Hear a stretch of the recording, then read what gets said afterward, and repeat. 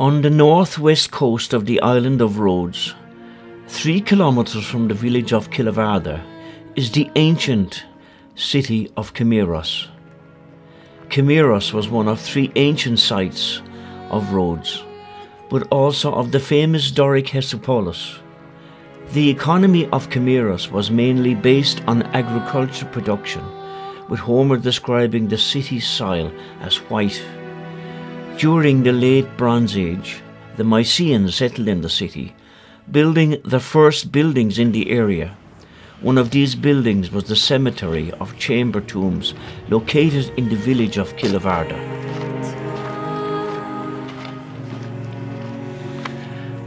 Well, I'm walking here, folks.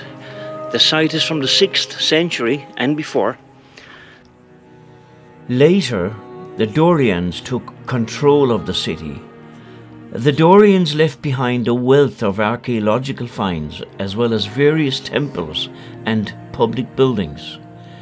In Papaluirs, south and near the Acropolis, and Kenraki, 2 more cemeteries of the late geometric period appear. The most important period in the history of Camiros was the Archaic period.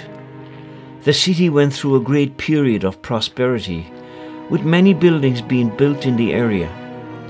Many trade agreements were concluded with cities in central Greece, Asia Minor, and the southeastern Mediterranean. The economy of the city continued to be based on agricultural production, but growth was also observed in the handicraft industry. In the 6th century, the city minted its own currency, and the Temple of Athena was built in the same period. It's 33 degrees right now, and this is a site that one could spend the whole day. It's quite hot. There's not a puff of wind there. During the Peloponnesian War, Camiros was a member of the Athenian alliance. In 412 BC, Darius, son of the famous Olympic champion Diagoras, landed in Rhodes with the help of the Spartan fleet.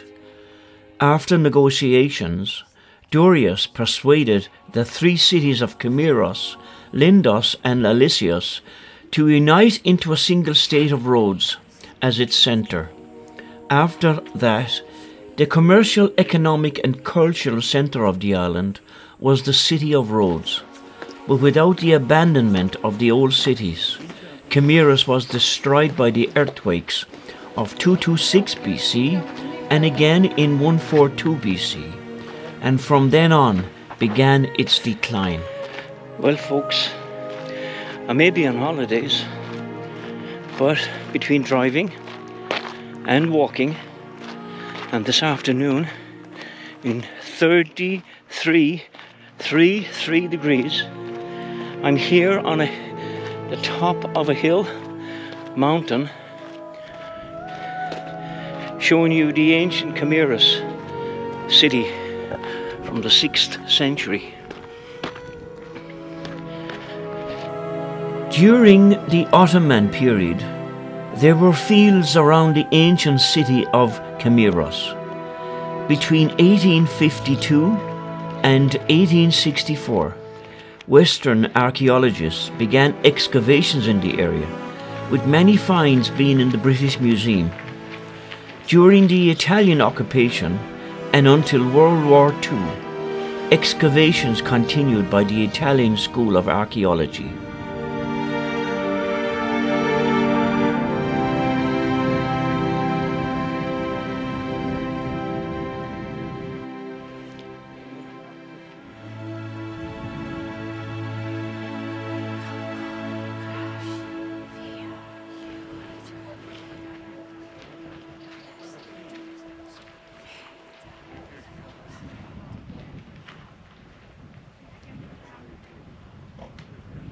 Now I'm going walking down ancient steps from the 6th century and walking into this unbelievable site. You can see there to my right, in front of you, Such an expanse of city landscape from the 6th century.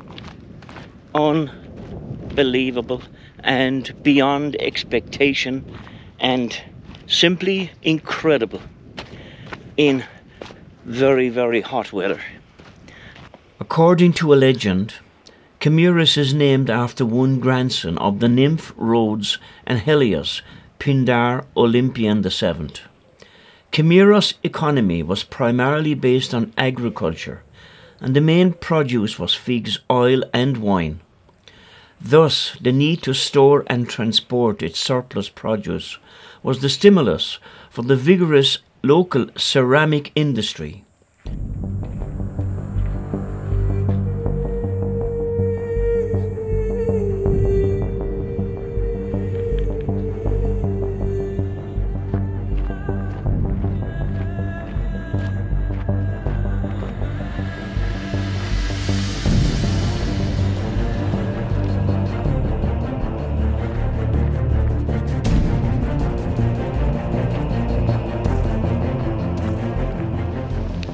Well, good morning, folks.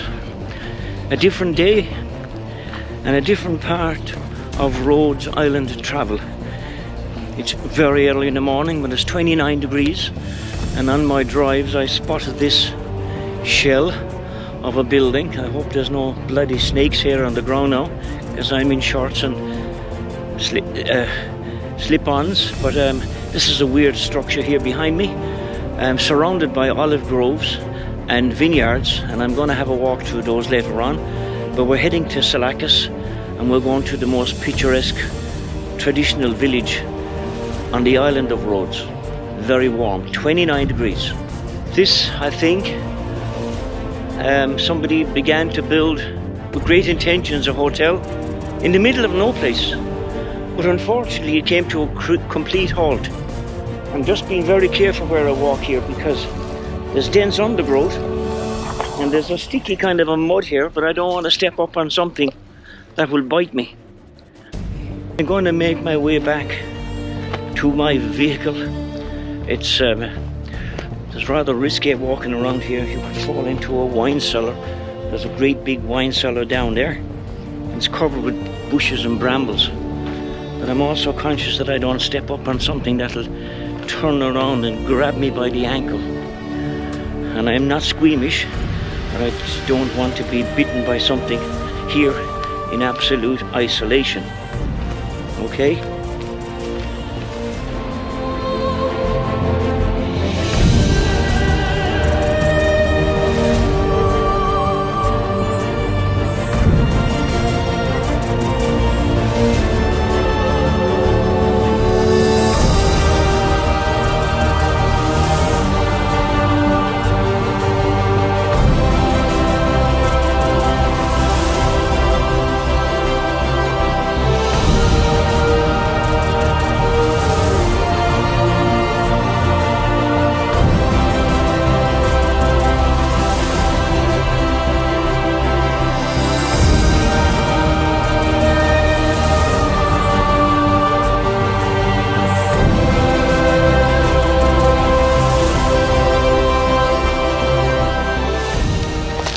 Well, if the equipment could detect the aroma that's in the air right now, you would detect this absolutely stunning smell of pine from those trees. Everything here is so tinder dry underfoot, just hoping that there's not a bushfire cracks off, pardon the pun, whilst I'm here. This is an unusual rock formation here, very unusual.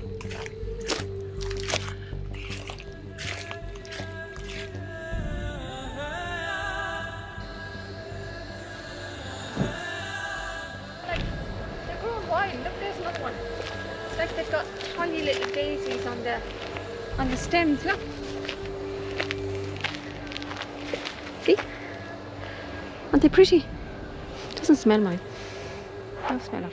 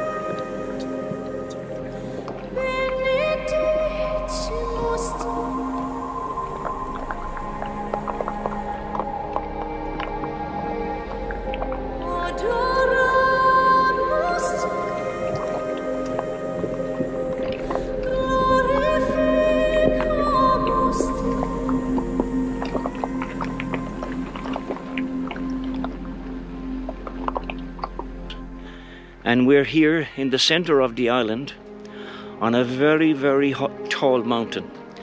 The shirt has been taken off because it's absolutely blistering warm and so mild and so calm.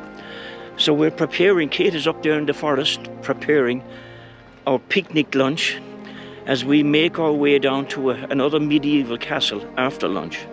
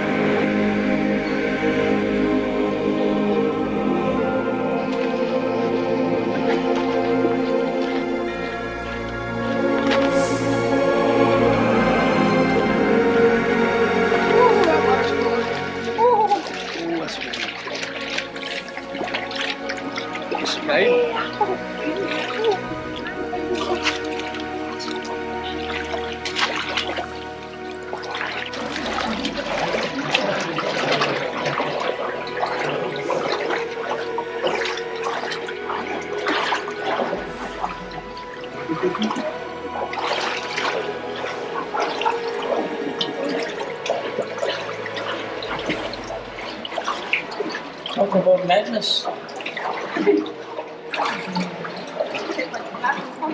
Right? We've done some mad things in our lives, but this is probably one of the maddest things we've ever done. It's 34 degrees outside. Here it's about 21. Water's freezing cold and we're in our bare feet. Sunlight at the end of the tunnel is ahead. But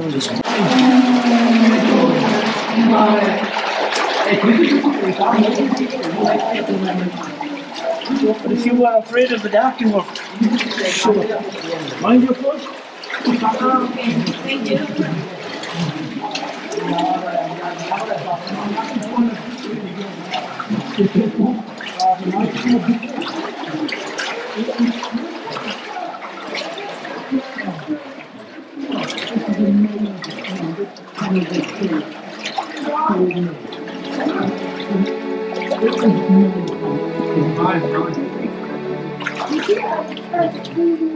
Very slippy.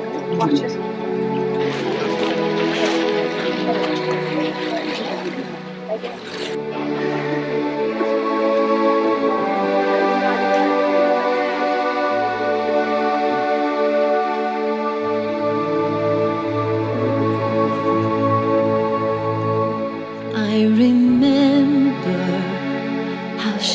So folks, after travelling through an aqueduct deep under a mountain, it's a tunnel 2 feet wide by 6 foot high with a stream running under your feet 4 inches deep.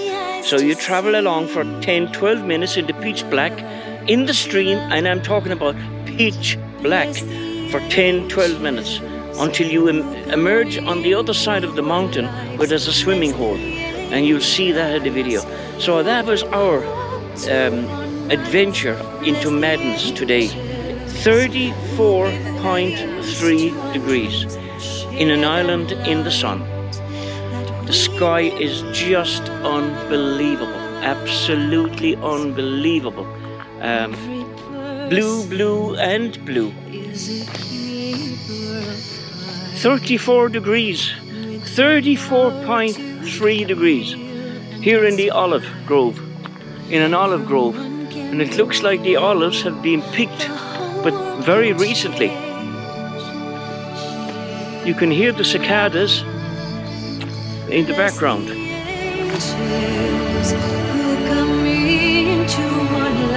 Bless the angels who bring hope to our nights.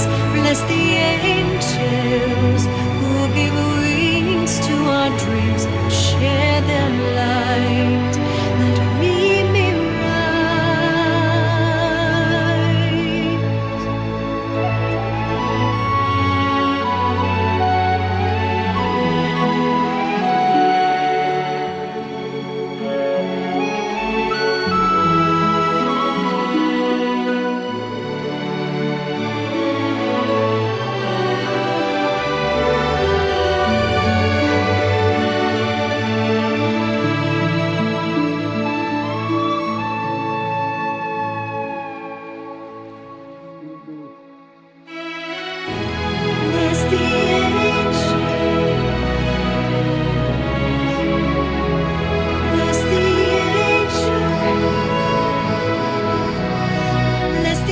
after making this long journey to the Byzantine monastery of the Archangel Michael Tari. We're not allowed in shorts, so myself and Kate need to be in long pants, etc.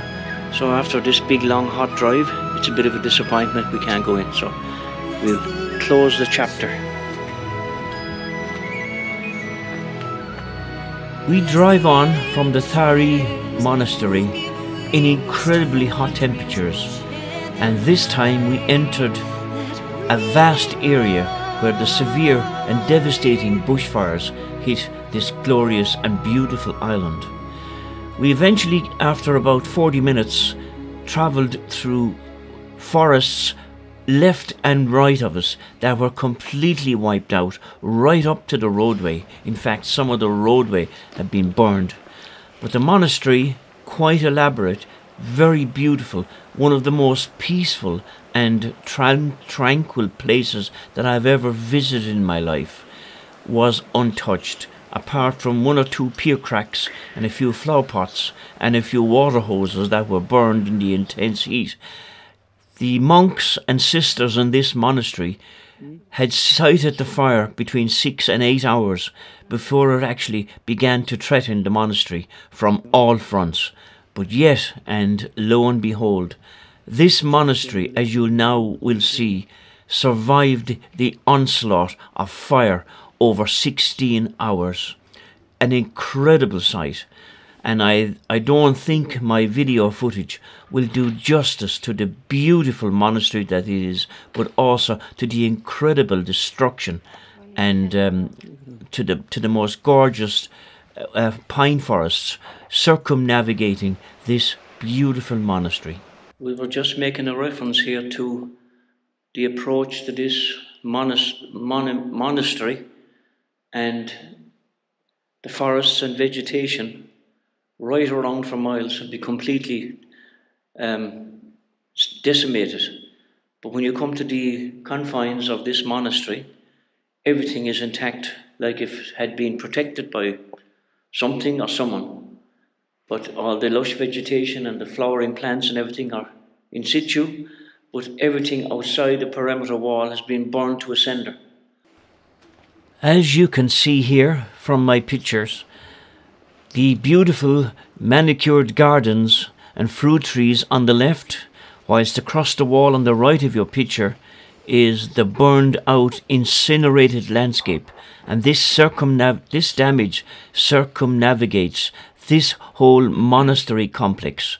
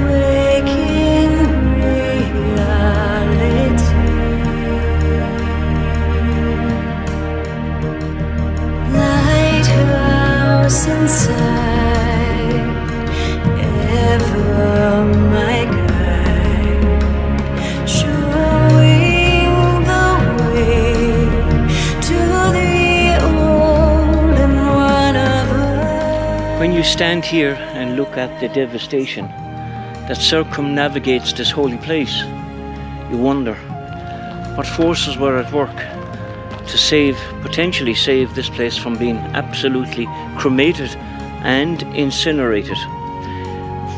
The hills and the valleys and the forests for miles around, completely around this establishment, are completely obliterated, absolutely obliterated. So if the camera can do justice, everything here is just being burned down to the rocks. There's absolutely nothing left, only everything is cremated. Trees, obviously all the wildlife has been decimated as well. So it's a real pity. But if I pan the camera around for miles, right around me, circumnavigating me, everything is burned right to rock and ground level. And yet, a treasured monastery right in the center has been saved. So it makes you wonder, doesn't it? Whatever your beliefs are, this is something to ponder upon. Nearing the shore,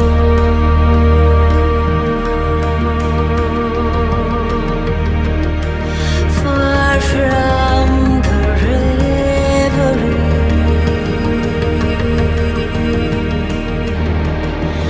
nothingness grows.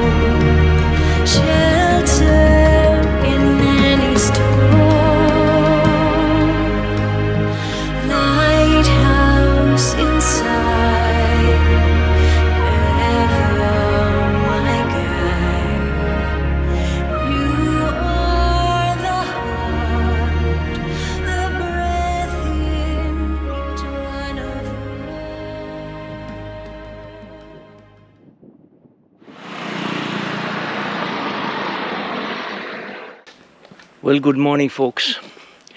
It's Saturday morning. I'm still here on the beautiful island of Rhodes in the Aegean Sea, and it's 29 degrees and it's 9:45 a.m. As I said to you a few days ago, this is the 6th Greek island that Kate and I have visited, and by far, so far, Corfu was the most beautiful.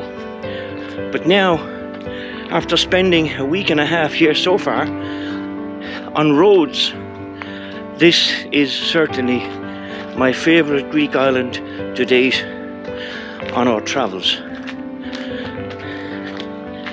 I've had a car hired for the past week, and up to last night when we returned from our adventures, we've nearly 783 kilometers travelled.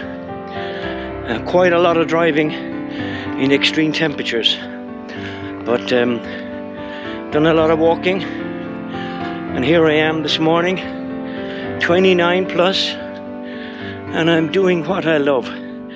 Now, I had a few text messages over the past few days. Am I not worried about snakes? Yes, yes, and yes. There are snakes here. Some are quite poisonous.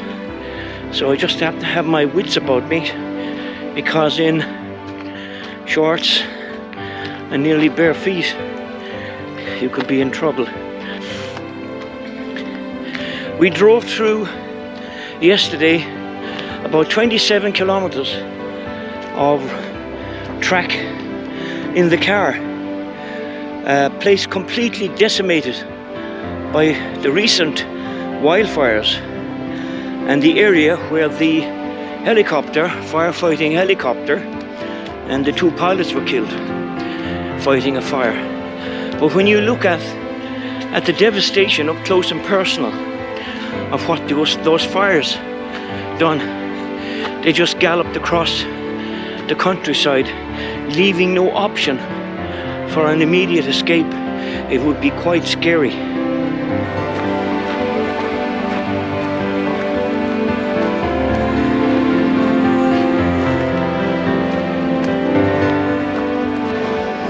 Thank you.